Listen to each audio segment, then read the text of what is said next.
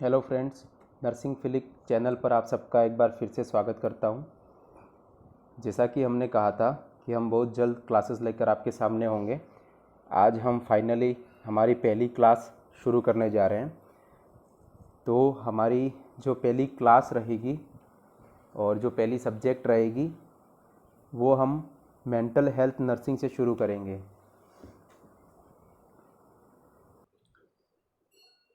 तो हम mental health nursing से शुरू करेंगे और मेंटल हेल्थ नर्सिंग में भी हम शुरू करेंगे mood and affective disorder. Mood and affective disorder, ठीक है। तो हम बात करते हैं, दो शब्द है हमारे पास यहाँ पे, एक तो है मूड और एक है अफेक्टिव या अफेक्शन जिसको हम कहते हैं। सो मूड की यदि कोई परिभाषा पूछना चाहे कि मूड क्या होता है, तो the way that you are thinking at a particular time. The way that you are thinking at a particular time, एक समय विशेष पर व्यक्ति द्वारा जो सोचा जाता है या सोचने का जो वे है या सोचने का जो तरीका है, that is known as mood. So mood क्या हुआ?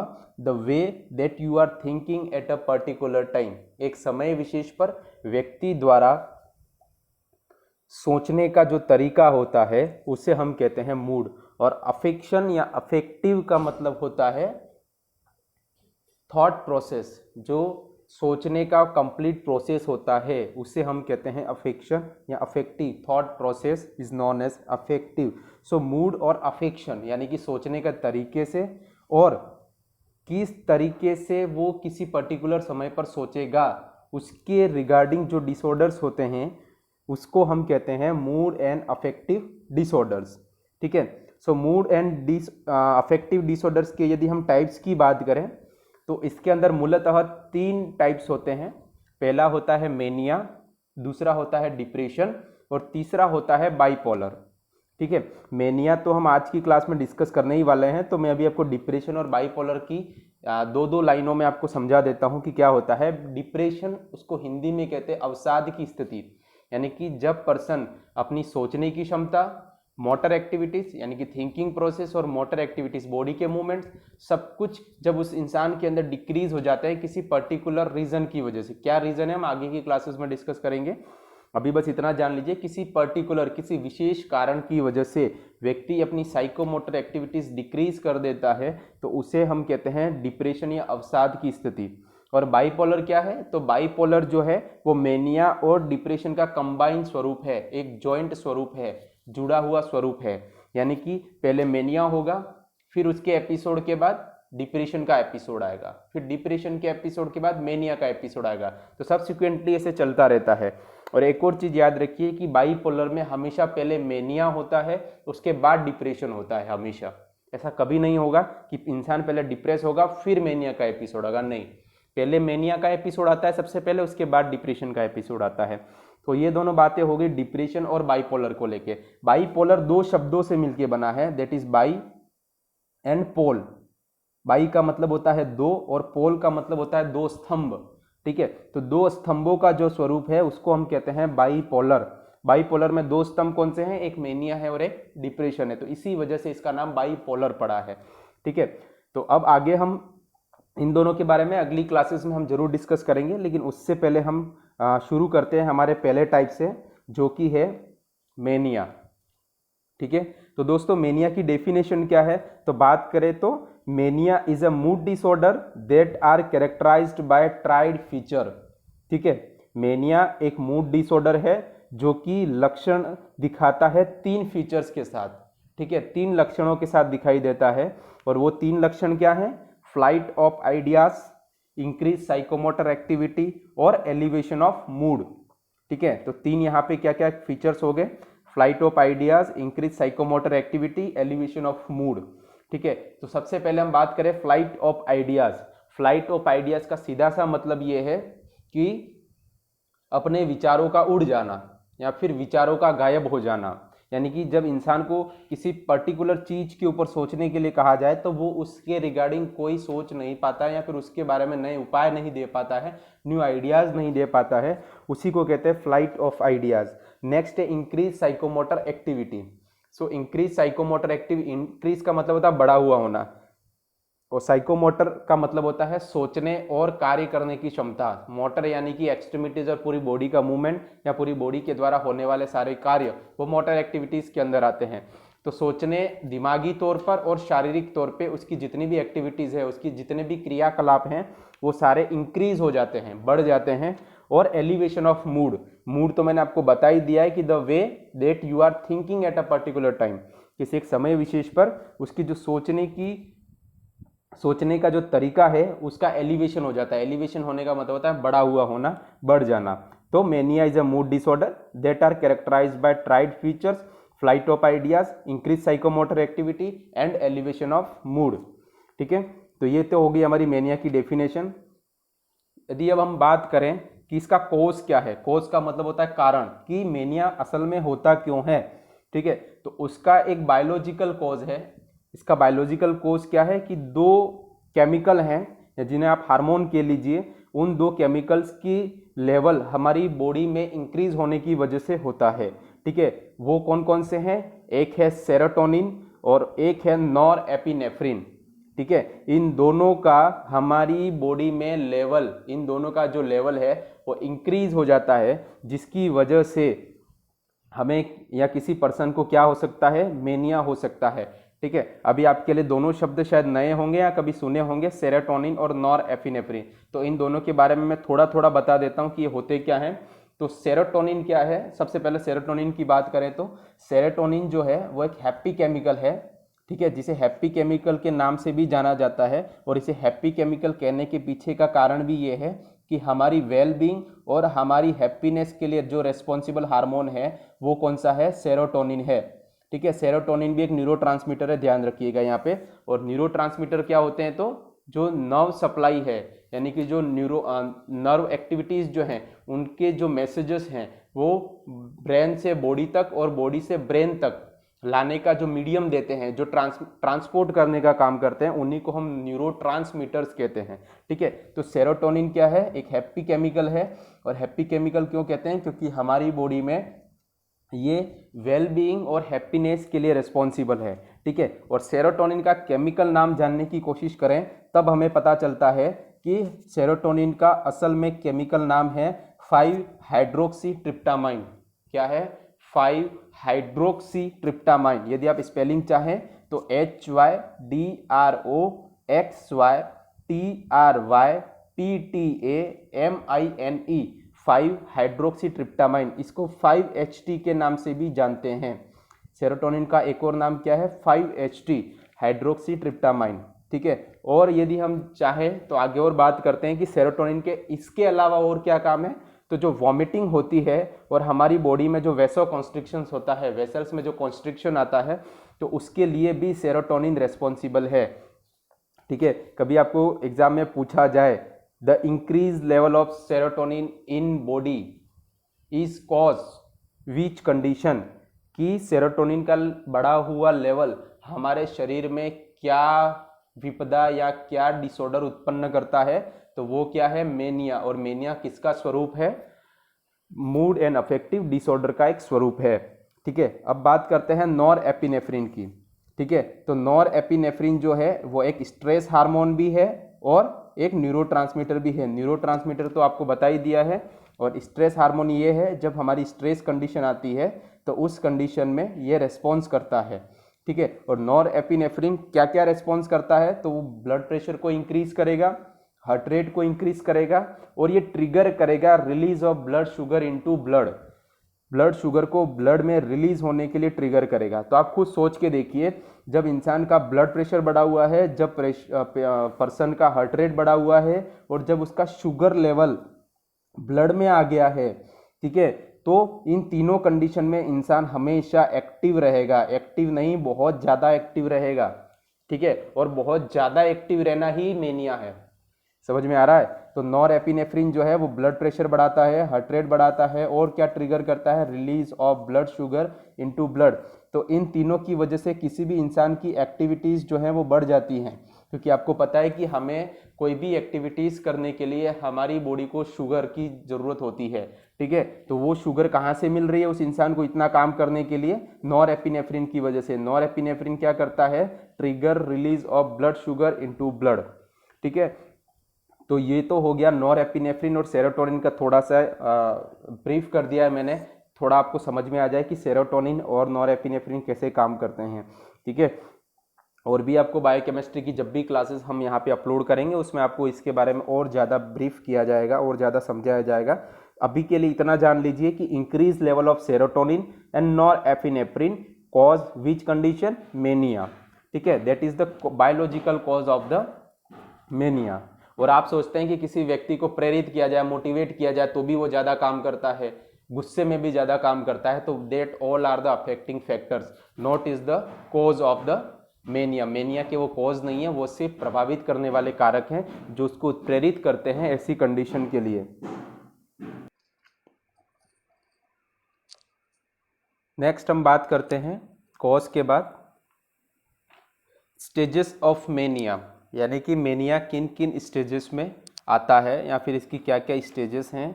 तो इसकी टोटल 4 स्टेजेस हैं मेनिया की। पहली है euphoria, second is elation, third one is exaltation and fourth is ecstasy, ठीक है। तो पहली स्टेज पे हम बात करेंगे यूफोरिया, ठीक है।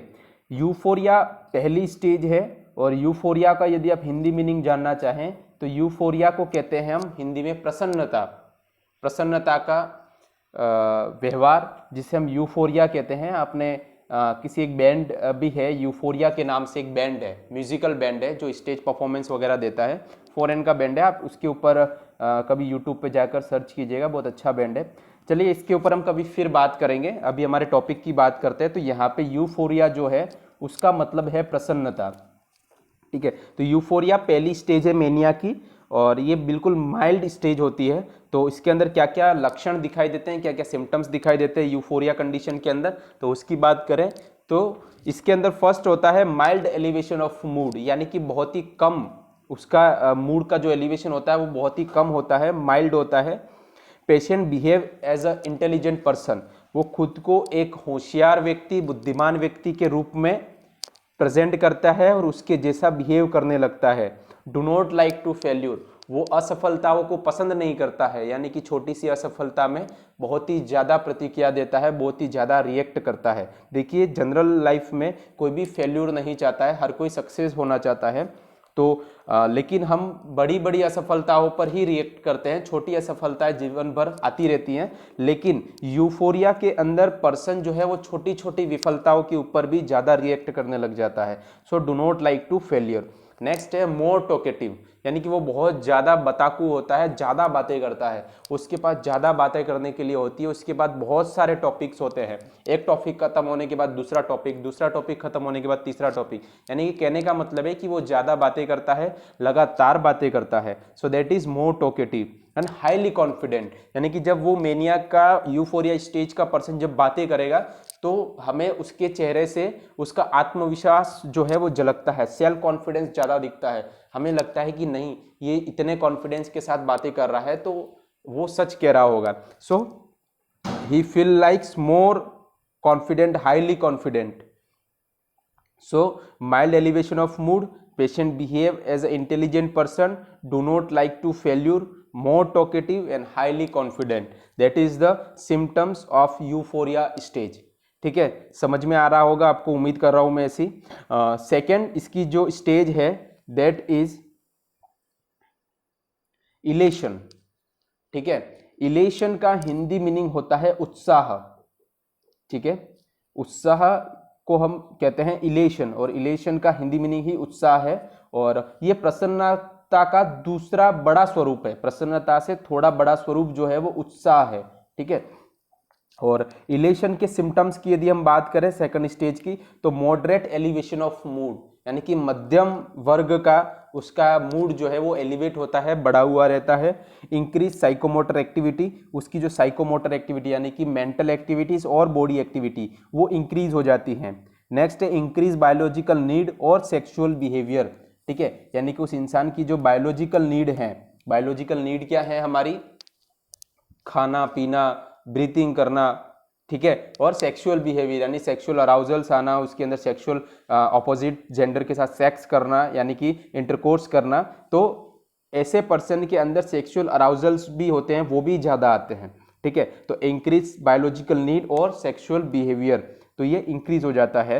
Next, patient look very busy, यानी कि सबसे व्यस्त व्यक्ति लगता है हमें, यानी कि पूरे ब्रह्मांड का यदि कोई सबसे व्यस्त व्यक्ति है तो इलेशन स्टेज वाला व्यक्ति हमें लगता है, क्योंकि हर बार कुछ ना कुछ वो काम करता रहता है, बिजी लगता है। और डिसऑर्गेनाइज बॉडी मूवमेंट्स, यानी कि आप जब भी उसको काम करते हुए देखेंगे बिजी शेड्यूल में, जब वो बिजी है और उस टाइम पे उसे काम करते हुए देखेंगे तो बिल्कुल डिसऑर्गेनाइज्ड बॉडी मूवमेंट रहते हैं, यानी कि उसकी बॉडी लैंग्वेज के साथ उसके बॉडी मूवमेंट्स मैच नहीं करते, उसकी बातों के साथ उसके बॉडी मूवमेंट्स मैच नहीं करते, तो डिसऑर्गेनाइज्ड मैनर में उसके बॉडी मूवमेंट्स होते हैं।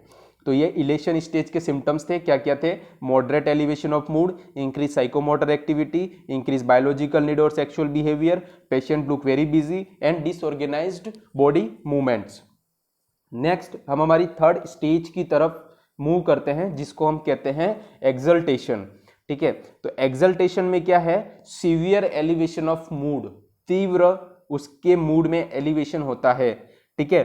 और इसके अंदर डिल्यूजन ऑफ ग्रैंडियोसिटी भी दिखाई देती है। अब आपके सामने नया शब्द आ गया है डिल्यूजन और एक आ गया है ग्रैंडियोसिटी। तो मैं आपको बता दूं थोड़ा थोड़ा कि डिल्यूजन क्या है और ग्रैंडियोसिटी क्या है, ठीक है। तो डिल्यूजन क्या है? Fixed and false belief, belief का मतलब होता है विश्वास या फिर धारणा, ठीक है। तो डिल्यूजन क्या है कि किसी पर्सन के अंदर कोई धारणा फिक्स हो चुकी है और वो झूठी है। समझ में आ रहा है? यदि कोई इंसान अपने मन में कोई धारणा बना ले और वो धारणा फिक्स्ड है, यानी कि वो उससे टस से मस नहीं होता है और वो फिक्स्ड है और फॉल्स है, झूठी है, तो उसको कहते हैं हम डिल्यूजन्स, ठीक है। बहुत सारे डिल्यूजन्स होते हैं, delusion of persecution, delusion of grandiosity, और भी बहुत है, जब हम आगे की क्लासेस में आपको बताएंगे। तो डिल्यूजन ऑफ, यहाँ पे एक शब्द है डिल्यूजन ऑफ ग्रैंडियोसिटी। ग्रैंडियोसिटी का मतलब होता है खुद को सर्वोत्तम मानना, सबसे उच्च मानना, यानी कि डिल्यूजन ऑफ ग्रैंडियोसिटी का जो पेशेंट है वो समझता है कि मैं इस ब्रह्मांड का राजा हूँ, या फिर मैं ईश्वर हूँ, या फिर मैं कोई देवता स्वरूप हूँ, ठीक है, या फिर मैंने किसी ईश्वर के रूप में जन्म लिया है, या फिर वो सर्वशक्तिमान समझता है ग्रैंडियोसिटी में। तो डिल्यूजन ऑफ ग्रैंडियोसिटी में यहाँ पर इंसान को डिल्यूजन क्या है कि मैं सर्वशक्तिमान हूं, तो उसी डिल्यूजन को हम क्या कहते हैं? Delusion of grandiosity. तो जब सीवियर एलिवेशन ऑफ मूड होता है तो उसमें एक और सिम्टम दिखाई देता है कि डिल्यूजन ऑफ ग्रैंडियोसिटी, और वो इंसान इस तरीके की बातें करता है कि मैं ईश्वर हूं, या फिर मैं सर्वशक्तिमान हूं, या मैं दुनिया का सबसे धनी व्यक्ति हूं। नो डाउट हो सकता है धनी व्यक्ति, लेकिन वो जो पेशेंट है वो नहीं होता है, ठीक है, क्योंकि वो उसका फिक्स्ड और फॉल्स बिलीफ हो गया है, उसके ब्रेन में ऐसा फिक्स्ड हो गया है, दिमाग में ऐसा फिक्स हो गया है, तो उसी को हम कहते हैं डिल्यूजन ऑफ ग्रैंडियोसिटी। नेक्स्ट है patient compare to self with famous और आइडियल पर्सन, यानी कि वह व्यक्ति खुद को किसी बड़ी सेलिब्रिटी के साथ, किसी बड़े चेहरे के साथ खुद को कंपेयर करता है। वो कभी कभी आपको ऐसा कहते हुए भी दिखेगा कि मैं शाहरुख खान के जैसी एक्टिंग करता हूं, या फिर मेरा लेवल शाहरुख खान के बराबर है, या फिर किसी बड़े आदमी, बड़े राजनेता या किसी बड़े अभिनेता के लेवल पे खुद को कंपेयर करता है। कुल मिला के बात यह है कि वो ऐसा सोचता है कि मेरा बड़े लोगों के साथ उठना बैठना है। तो इस तरीके के उसके अंदर थॉट्स आते हैं और वो खुद को कंपेयर करने लग जाता है, खुद की तुलना बड़े किसी व्यक्ति के साथ, बड़ी किसी हस्ती के साथ तुलना करता, that is patient compare to self with famous और आइडियल पर्सन। तो ये सारे सिम्टम्स थे। 3 सिम्टम किसके अंदर दिखते हैं? एक्सल्टेशन। और एक्सल्टेशन को यदि आप हिंदी में जानना चाहें तो उसको कहते हैं उमंग। देखिए यहाँ पे फिर उत्साह से थोड़ा सा बड़ा शब्द जो है वो है उमंग, ठीक है। तो एक्सल्टेशन को हम क्या कहते हैं? उमंग। तो ये तो था हमारा थर्ड स्टेज। और अब लास्ट स्टेज की बात करें तो लास्ट स्टेज जो है उसको कहते हैं हम एक्सटेसी। और एक्सटेसी का यदि आप हिंदी में मीनिंग जानना चाहें तो उसको कहते हैं परमानंद, यानी कि परम आनंद की प्राप्ति जिसे हम कहते हैं, तो उसी को कहते हैं परमानंद। देखिए यहाँ पे 4 शब्द थे, यूफोरिया, इलेशन, एक्सल्टेशन, एक्सटेसी, ठीक है। यूफोरिया का हिंदी मीनिंग था प्रसन्नता, इलेशन का मतलब था उत्साह, एक्सल्टेशन का मतलब था उमंग, और एक्सटेसी का मतलब था परमानंद, ठीक है। अब इन चारों हिंदी शब्दों को आप देखें तो प्रसन्नता से थोड़ा सा बड़ा हुआ शब्द क्या है? उत्साह। उत्साह से यदि थोड़ा सा बड़ा हुआ शब्द है तो क्या है? उमंग। और उमंग और इन सब में खुशी का या जो एंजॉय का सबसे बड़ा शब्द है उसको क्या है? परमानंद है, ठीक ठीक है। तो एक्टेसी जो है वो वेरी सीवियर फॉर्म है मेनिया की, ठीक है। तो इसमें पहली लाइन यही है कि very severe elevation of mood, यानी कि फोर्थ स्टेज ऑफ मेनिया के अंदर व्यक्ति के अंदर very severe elevation of mood होता है। देखिए आपको कभी एग्जाम में इस तरीके से क्वेश्चन भी पूछा जा सकता है कि severe elevation of mood found in which condition of mania, या फिर which stage of mania, mania की कौन सी स्टेज के अंदर सीवियर एलिवेशन मिलता है, तो एक्सल्टेशन के अंदर। और बोले कि very severe elevation of mood is seen in which stage of mania, कौन सी स्टेज में दिखाई देता है, तो वो है ecstasy. Very severe, severe, moderate और माइल्ड, इस तरीके से है, ठीक है। नेक्स्ट है decrease biological demand of patient, यानी कि इस सीवियर एलिवेशन ऑफ मूड के अंदर क्या होता है, व्यक्ति तरह तरह के काम करता रहता है, खुद को बहुत ही ज्यादा व्यस्त रखता है, जिसकी वजह से वह व्यक्ति की बायोलॉजिकल डिमांड जो है वो डिक्रीज हो जाती है, ठीक है। यानी कि वो खाना भूल जाता है, पानी पीना भूल जाता है, और भी बहुत सारी जो बायोलॉजिकल नीड्स हैं उनके बारे में तक भूल जाता है, बस अपने आप को काम में बिजी रखता है। नेक्स्ट उसका जो सिम्टम है वो है पेशेंट रिबॉर्न, यानी कि उस व्यक्ति को लगता है कि मेरा पुनर्जन्म हुआ है, इस तरीके के विचार उसके अंदर आते हैं, यानी कि खुद को वो बिल्कुल नया इंसान समझने लग जाता है, उसको लगता है कि मैंने अभी अभी नया जन्म लिया है, इस तरीके की धारणाएं उसके अंदर हो जाती है। पेशेंट बिकम वेरी डिलीरियस, ठीक है। डिलीरियस का मतलब होता है वेरी डेंजरस बिहेव, यानी कि उस पर्सन का जो बिहेव होता है वो डेंजरस हो जाता है खुद के लिए भी और सोसाइटी के लिए भी। नेक्स्ट है डिमांड फॉर मनी, वह व्यक्ति आपसे पैसों की डिमांड भी कर सकता है, ठीक है। यानी कि उसे जो वो एक्टिविटीज़ कर रहा है उसको ऐसा लगे कि मुझे इस पे पैसों की ज़रूरत है, तो वो डिमांड फॉर मनी भी करता है। नेक्स्ट है religious auditory and visual hallucinations are present, religious auditory and visual hallucinations are present. अब यहाँ पे एक शब्द आया है हेलुसिनेशन, ठीक है। तो हेलुसिनेशन क्या होता है, मैं छोटे स्वरूप में या छोटी सी बात में इस बात को समझा दूं, तो हेलुसिनेशंस वो होते हैं जब स्टिमुलाई प्रेजेंट ना हो फिर भी हमें वह स्टिमुलाई होने का आभास हो, ठीक है, उसको कहते हैं हेलुसिनेशन। हेलुसिनेशन का मतलब क्या है, जब कोई स्टिमुलाई प्रेजेंट नहीं है बट फिर भी हमें उसकी प्रेजेंस का आभास हो, या फिर हमें ऐसा लगे कि वो प्रेजेंट है, तो उस कंडीशन को क्या कहते हैं हम, हेलुसिनेशन। एग्जाम्पल के तौर पे यदि मैं बता दूं तो किसी बंद कमरे में किसी व्यक्ति को ऐसा आभास होता है कि मेरी बगल में कोई और इंसान बैठा हुआ है, या फिर मेरे सामने भूत प्रेत आत्मा मुझे दिख रही है, या मुझे ईश्वर दिखाई दे रहे हैं, तो that is the condition of hallucination. एक और हेलुसिनेशन का दूसरा स्वरूप जो है, मतलब हेलुसिनेशन का जो अपोजिट वर्ड है वो है इल्यूजन, ठीक है। इल्यूजन के अंदर स्टिमुलाई प्रेजेंट होता है लेकिन उसका फॉल्स इंटरप्रिटेशन होता है। कैसे, जैसे कि रस्सी पड़ी है और उसे सांप दिखाई दे, तो उस कंडीशन को हम कहते हैं इल्यूजन, ठीक है। देखिए यहाँ पे स्टिमुलाई प्रेजेंट है, यहाँ पे रस्सी है लेकिन उसको वो गलत समझ रहा है और उसको वो सांप समझ रहा है, तो वो इल्यूजन है। लेकिन वहां पे रस्सी भी नहीं है, कुछ भी नहीं है, और फिर भी उसको वहां पे सांप दिखाई दे रहा है, तो उसको हम कहते हैं हेलुसिनेशन। समझ में आ गया, जब स्टिमुलाई प्रेजेंट नहीं है और फिर भी स्टिमुलाई दिखे तो उसको कहते हैं हेलुसिनेशन, और जब स्टिमुलाई कोई और प्रेजेंट है और उसे कोई और इंटरप्रिटेट करे, जैसे रस्सी को सांप समझना, तो वो है इल्यूजन। तो हेलुसिनेशन ऑडिटरी मतलब सुनने से रिगार्डिंग, और विजुअल से रिगार्डिंग मतलब देखने से रिगार्डिंग। तो religious auditory and visual hallucination का मतलब क्या है कि उस इंसान को ऐसा लगता है कि मैं भगवान से बातें कर रहा हूँ, भगवान मुझसे बातें कर रहे हैं, मुझे भगवान दिख रहे हैं और भगवान मुझे देख रहे हैं, तो ये रिलीजियस हो गए, मेरे ईश्वर, मेरे अल्लाह, मेरे जीसस से मैं बातें कर रहा हूँ। जिस भी धर्म को वो मानता हो, उस धर्म के जो गॉड है, उस धर्म के जो पूज्य हैं, वो ऐसा समझता है कि वो मेरी बातें सुन रहे हैं और मैं भी उनकी बातें सुन रहा हूँ, वो मुझे देख रहे हैं और मैं भी उन्हें देख रहा हूँ। तो that is religious auditory and visual hallucination. Next है increase pressure, volume and tone during speech, यानी कि जब वो बातें करता है तो उस टाइम पे उसकी स्पीच का जो प्रेशर होता है, उसका जो वॉल्यूम होता है, उसकी जो आवाज़ होती है, और उसका जो टोन होता है वो बहुत ही ज़्यादा बढ़ा हुआ होता है, यानी कि इस तरीके से बात करता है जैसे वो किसी सभा को संबोधित कर रहा हो। और next decrease need of sleep, और वो इन सारी एक्टिविटीज़ में इतना मशगूल हो जाता है कि उसकी जो स्लीप की नीड है, उसकी जो सोने की ज़रूरत है, नींद निकालने की जो ज़रूरत है, वो भी डिक्रीज हो जाती है, ठीक है। तो ये सारे सिम्टम्स किस कहते हैं, एक्सटेसी के, और ये वेरी सीवियर फॉर्म है। और इस स्टेज के अंदर यकीन मानिए व्यक्ति या तो खुद को मार सकता है या फिर किसी और व्यक्ति को भी मार सकता है, इतना डेंजरस हो जाता है इस फोर्थ स्टेज में।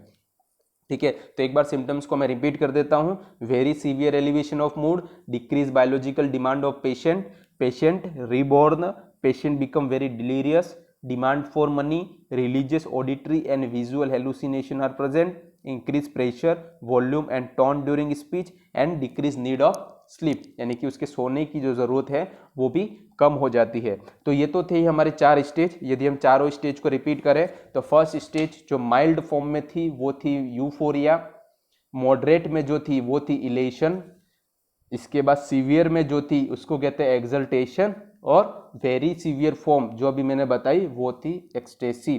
ठीक है, इसकी हर लाइन में क्वेश्चन छुपा हुआ है, तो हर लाइन को ध्यान से पढ़े और नोट्स बनाते रहे।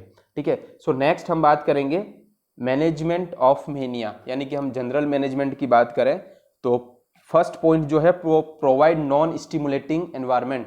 ठीक है, नॉन स्टिमुलेटिंग एनवायरनमेंट का मतलब क्या होता है कि जिस रूम में या जिस कक्ष में या फिर जिस स्थान पे मेनिया के मरीज को आपने रखा है वहाँ पे कोई भी स्टिमुलेटिंग हार्मोन नहीं होना चाहिए, यानी कि जो उसको प्रेरित करे कार्य करने के लिए, ऐसा एनवायरनमेंट नहीं होना चाहिए। जस्ट लाइक कि वहाँ आसपास कोई ज़्यादा शोरगुल नहीं होना चाहिए, वहाँ पे आसपास ज़्यादा लाइट नहीं होनी चाहिए, थोड़ा सा डार्क होना चाहिए, अंधेरा होना चाहिए, तो उसको हम कहते हैं नॉन स्टिमुलेटिंग एनवायरनमेंट। नेक्स्ट है रिमूव शार्प इंस्ट्रूमेंट और आर्टिकल फ्रॉम पेशेंट, यानी कि जो जिस जगह पर मरीज को रखा गया है वहाँ से शार्प इंस्ट्रूमेंट और शार्प आर्टिकल जो भी हैं वो वहाँ से रिमूव कर देने चाहिए। यानी कि शार्प इंस्ट्रूमेंट का मतलब क्या है, तीखे नुकीले जो धारदार हथियार के तरीके होते हैं, चाहे वो चाकू हो, चाहे वो कैंची हो, या उस तरीके का कोई भी आर्टिकल उसके आसपास नहीं होना चाहिए, क्योंकि मरीज मेनिया की कंडीशन में है और वो खुद को भी हार्म कर सकता है और किसी और पर्सन को भी हार्म कर सकता है। Next, provide finger food to prevent loss of weight. ठीक है, यहाँ पे आपके लिए नया शब्द आ गया है फिंगर फूड। तो फिंगर फूड क्या होते हैं, ऐसे सारे फूड, ऐसे सारे खाने की चीज़ें जो हम चलते फिरते खा सकते हैं उनको कहते हैं फिंगर फूड। ऐसी कौन कौन सी चीज़ें हैं, जैसे कि ग्राउंड नट्स, नट्स, ये जितनी भी चीज़ें हैं, ड्राई फ्रूट्स, ये सारी क्या है, फिंगर फूड है, यानी कि हम उन्हें उंगलियों में पकड़ के चलते फिरते भी खा सकते हैं। तो जैसे एग्जाम्पल के लिए काजू बादाम, किशमिश या फिर ग्राउंड नट्स, ये सारी चीज़ें क्या है, फिंगर फूड है। तो वो उसे हम देंगे तो वो काम करते हुए भी, यानी कि खुद को जब वो बिजी रख रहा है किसी एक्टिविटी में, तब भी वो खा सकता है और इससे उसका जो वेट लॉस है उससे उसको बचाया जा सकता है। ठीक है, तो आपको ये भी पूछा जा सकता है कि मेनिया की कंडीशन के पेशेंट को किस तरीके का खाना देना चाहिए, जब वो काम कर रहा है तो उसको कैसा देना चाहिए, फिंगर फूड देना चाहिए। नेक्स्ट है प्रोटेक्ट फ्रॉम इंजरी, उसे, उस मरीज को भी प्रोटेक्ट करना है इंजरी से और वो किसी और को इंजर्ड ना कर दे, इस चीज से भी बचाना है और लोगों को भी। ठीक है, तो ये तो था बेसिक मैनेजमेंट, जिसे आप नर्सिंग मैनेजमेंट भी कह सकते हैं। और नेक्स्ट हम बात करें तो हम बात करेंगे मेडिकल मैनेजमेंट की। तो मेडिकल मैनेजमेंट में जो ड्रग ऑफ चॉइस है, देखिए बहुत ही इंपॉर्टेंट है ये वाली स्लाइड, इस स्लाइड को आप बहुत अच्छे से पढ़ें और बहुत अच्छे से इसके डाटास को याद रखें। तो drug of choice for mania, देखिए मैंने बड़े बड़े अक्षरों में इसको लिखा है, lithium is drug of choice for mania. Mania की जो ड्रग ऑफ चॉइस है वो क्या है, लिथियम। ठीक है, लिथियम जो है वो ड्रग ऑफ चॉइस है मेनिया के लिए। और यदि आपसे पूछे कोई कि इसका थेराप्यूटिक सीरम लेवल क्या है, यानी कि किस लेवल पे ये एक ड्रग की तरह काम करती है, तो 0.6 टू 1.2 मिलीमोल पर लीटर। कितना है, 0.6 to 1.2 millimole per litre, that is the therapeutic drug serum level of lithium. और यदि आपसे पूछा जाए कि किसी इंसान ने अभी, पूछ ले जैसे क्वेश्चन के तौर पे कि किसी इंसान ने अभी लिथियम का डोज लिया है, तो आप कितने घंटों बाद उसका सीरम लेवल चेक करने के लिए ब्लड कलेक्शन करेंगे, ब्लड सैंपलिंग करेंगे, तो वो है 12 घंटे के बाद। यानी कि इंसान ने यदि शाम 5 बजे यदि लिथियम का डोज लिया है तो आप सुबह की 5 बजे आप उसका ब्लड सैंपल लेंगे, ताकि लिथियम का जो सीरम लेवल है वो मेजर किया जा सके, चेक किया जा सके। तो हमेशा ड्रग लेने के 12 घंटे बाद ब्लड सैंपल लिया जाता है। तो पहला पॉइंट तो ये हो गया कि lithium is the drug of choice for mania. What is the therapeutic drug serum level, 0.6 to 1.2 millimole per litre. और कितने घंटे बाद, ड्रग लेने के कितने घंटे बाद आपको सैंपल कलेक्ट करना है, ब्लड सैंपल कलेक्ट करना है, तो 12 घंटे बाद। ठीक है, तो ये सारे पॉइंट्स हो गए लिथियम के बारे में। एक और पॉइंट आता है जो बहुत ही इंपॉर्टेंट है, बहुत सारी जगह पे पूछा जाता है कि लिथियम का ओवरडोज, हमेशा मैं अभी पिछली स्लाइड में बात कर रहा था drug serum level, therapeutic level, तो यदि वो बढ़ जाए तो क्या होता है, यदि देखिए जीवन में हर चीज की अति बुरी होती है, यानी कि किसी भी चीज का जो एक्सेस है वो खराब है, ठीक है। तो किसी भी चीज का एक्सेस मात्रा में होना, ज्यादा मात्रा में होना बुरा होता है, हानिकारक होता है। तो लिथियम के साथ भी यही है, यदि लिथियम का लेवल, देखिए लिथियम का ब्लड सीरम लेवल, सीरम के अंदर लिथियम ड्रग का लेवल यदि 1.5 to 2 milliequivalent per litre से ज्यादा हो जाए तो वह टॉक्सिसिटी करता है। टॉक्सिसिटी का मतलब होता है जहरीला, ठीक है, वो जहर के रूप में हमारे शरीर में काम करेगा। तो लिथियम टॉक्सिसिटी जो होती है वो 3 स्वरूपों में होती है। यदि 1.5 के आसपास है सीरम लेवल तो वो माइल्ड फॉर्म है, यदि 1.5 to 2.5 है तो वो मॉडरेट है, और यदि 2.5 से भी ज़्यादा है तो वो सीवियर फॉर्म की लिथियम टॉक्सिसिटी है। देखिए ध्यान रखना, यहाँ पे चारों डाटा जो मैंने यहाँ दे रखे हैं वो चारों डाटा इंपॉर्टेंट है, इन चारों डाटा को आपको बाय हार्ट करना है। एक लिथियम के सीरम लेवल जो कि 0.6 to 1.2 था उसको भी याद रखना है, और इन चारों डाटा को भी याद रखना है। तो लिथियम के ओवरडोज की वजह से क्या हो सकता है, लिथियम टॉक्सिसिटी, ठीक है।